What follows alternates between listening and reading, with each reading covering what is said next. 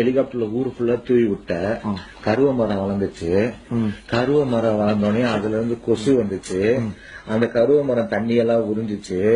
அதனால விவசாயம் படுத்துச்சு. விவசாயம் படுத்ததுனால பிபி ஏறினுச்சு. இந்த டயத்துல கொசுவும் அதிகமாச்சு. கொசு அதிகமானதுனால கொசு கடிச்சு கடிச்சு கடிச்சு தூக்கம் வராம இருந்துச்சு. அப்ப என்ன பண்றேன்னே தெரியாதப்போ ஒரு மருந்துன்னு ஒண்ணு கொண்டாந்த. அந்த மருந்து விக்க டிவின்னு ஒண்ணு கொண்டாந்த. அந்த டிவில அந்த மருந்து விக்கிறது மட்டும் இல்லாம எல்லாத்தையும் விக்க ஆரம்பிச்ச. அரிசி எல்லாம் இங்க இருந்து வாங்கி நீ பாக்கெட் போட்டு இங்க அனுப்ப ஆரம்பிச்ச. விவசாயம் படுத்துருச்சா, எங்களுக்கு பிபி எல்லாம் ஏறி போச்சா, சரி கல்லு குடிக்கலாம் அப்படின்னு போனோம். அத கள்ளச்சாராயம்னு சொல்லிட்டு பனைமரத்துல வெட்டுன. அப்புறம் சாராயத்தை கொண்டாந்த.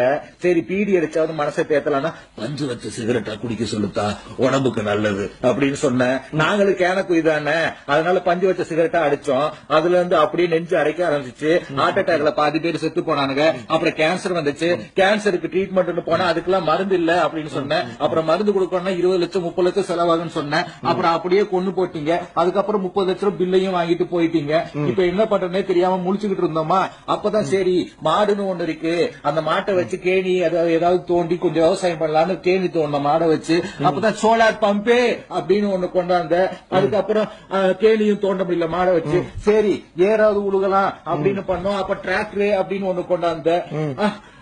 அதனால மாடை வச்சு சரி ஜல்லிக்கட்டாவது நடத்தலாம் அப்படின்னு வச்சிருந்தோம். அப்பதான் பீட்டான வந்த தேவடியா பையா, அந்த பீட்டா வச்சு ஒரு 4-5 பேரை அப்படியே பிராண்ட் அம்பாசிடர் ஜல்லிக்கட்டு நடத்தணும்னு நாங்க காலமாடா வச்சிருக்கோமா. அந்த காலமாடெல்லாம் வச்சு ஜல்லிக்கட்டு நீ நடத்த விட மாட்டியா.